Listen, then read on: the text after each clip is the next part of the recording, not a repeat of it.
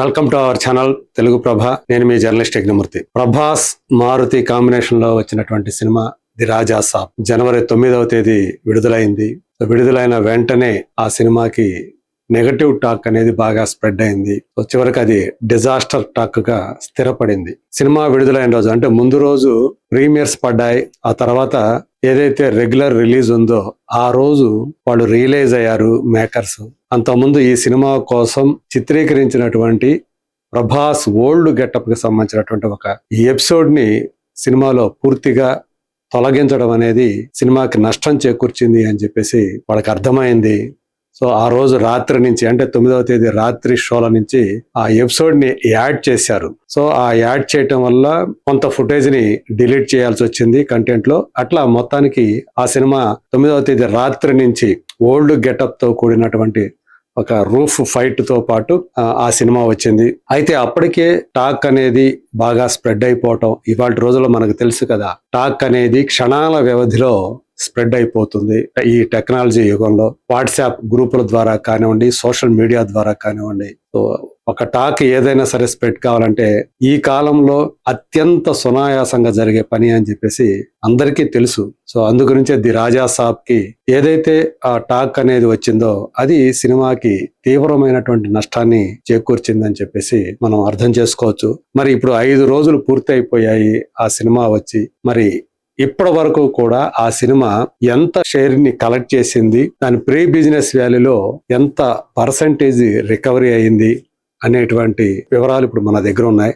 ఇది ఒక అంచనా మాత్రమే, దీనికి ధృవీకరణ ఏమీ లేదు. ఎవరు కూడా దీన్ని అధికారికంగా ధృవీకరించలేదు. మనకి వివిధ ట్రేడ్ సోర్సెస్ నుంచి లభించినటువంటి సమాచారం ఆధారంగానే ఈ వివరాలు నేను మీకు అందజేస్తూ ఉన్నాను. ఇక్కడ చూడొచ్చు, ది రాజా సాబ్ 5 రోజుల world wide box office report. ఇది అంచనా మాత్రమే. సో తెలుగు రాష్ట్రాల వరకు వచ్చేటప్పటికి ఎలా ఉంది షేర్ వాల్యూ అని చూద్దాం. ప్రీమియర్స్ 4,60,00,000. సో అంటే ఈ ప్రీమియర్స్ తెలంగాణలో పడకపోవటం వల్ల, కేవలం ఆంధ్రప్రదేశ్లో మాత్రమే ఆ ప్రీమియర్స్ పడటం వల్ల కాస్త తక్కువగా ఆ ప్రీమియర్ నుంచి షేర్ వచ్చింది, 4,60,00,000 రూపాయలు. ఇక మొదటి రోజు అంటే రెగ్యులర్ రిలీజ్ ఏదైతే ఉందో అది చూసుకుంటే మొదటి రోజు 39.11 కోటి. ఇది తెలుగు రాష్ట్రాల నుంచి వచ్చినటువంటి కలెక్షన్. చాలా హ్యూజ్ అమౌంటే మనకి ఇక్కడ కనిపిస్తూ ఉంది.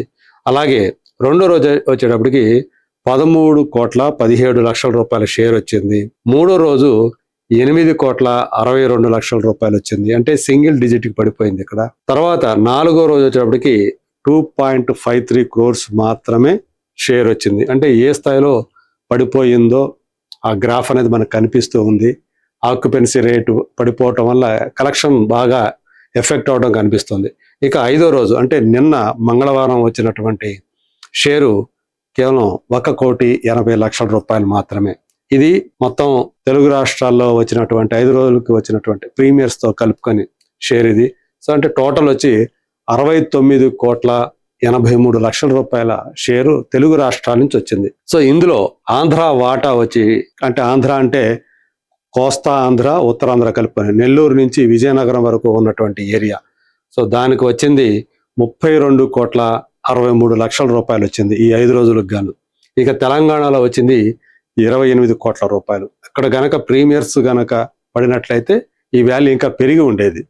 రాయలసీమలో వచ్చింది 9,20,00,000. సో ఇది రాయలసీమ కూడా ఈ స్థాయిలో ఇంత తక్కువగా వస్తుందని చెప్పేసి ఎవరో కూడా ఊహించలేదు.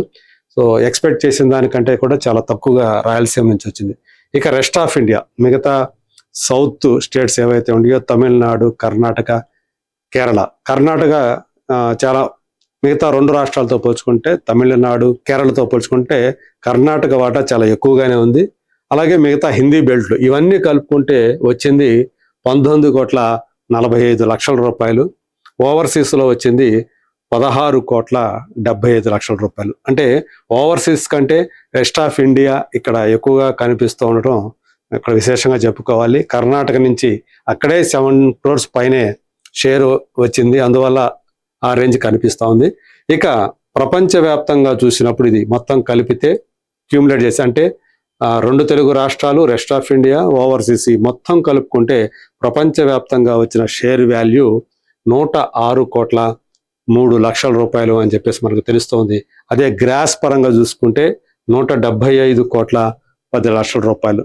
సో ఆల్రెడీ మేకర్స్ తెలియజేశారు, ఇది 4 రోజుల్లోనే 200 కోట్లని క్రాస్ చేసిందని. సో అది వాళ్ళు చెప్తున్నటువంటి లెక్కలు. కానీ మనకి ట్రేడ్ సోర్సెస్ అందిస్తున్నటువంటి సమాచారం ప్రకారం అయితే ఇది ప్రీ బిజినెస్ వాల్యూ వచ్చి దీనికి 200 కోట్లు అని చెప్పేసి ట్రేడ్ వర్గాలు అంచనా వేశాయి. ఇది కూడా అంచనా మాత్రమే.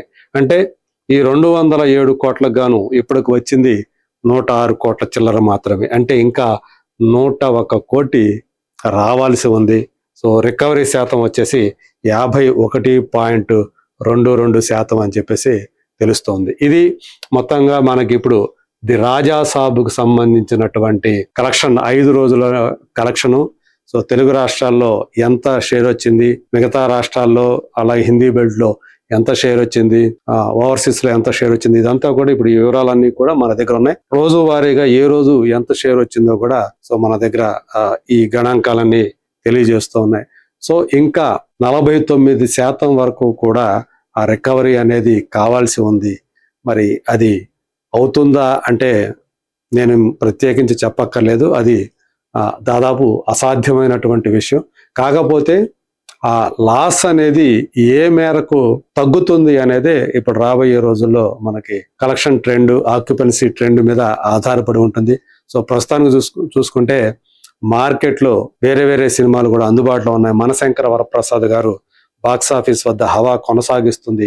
దాని ఎఫెక్ట్ కూడా మనకి ఇక్కడ కనిపిస్తుంది. 5వ రోజు ఇంత తక్కువ రావడానికి, 5వ రోజే కాదు 4వ రోజు కూడా ఈ ఫిగర్స్ ఇంత తక్కువ రావడానికి కారణం మనశంకర వరప్రసాద్ గారు మార్కెట్ లో అందుబాటులోకి రావటంతో ఎక్కువ ఫుట్ ఫాల్స్ దానికి వెళుతున్నాయి. అలాగే దీనికి షోల కౌంట్, స్క్రీన్ల కౌంట్ కూడా తగ్గిపోయింది. సో ఎంతవరకు ఈ సంక్రాంతి ఫెస్టివల్ సీజన్ ని రాజా సాబ్ ఎంతవరకు యూటిలైజ్ చేసుకుంటే అంత మేర ఆ నష్టం అనేది తగ్గే అవకాశాలు ఉన్నాయని చెప్పేసి ట్రేడ్ నిపుణులు చెబుతున్నటువంటి మాట.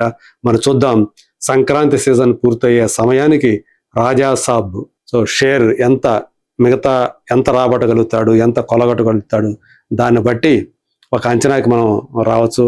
సో ఆ వివరాల కోసం let us wait and see.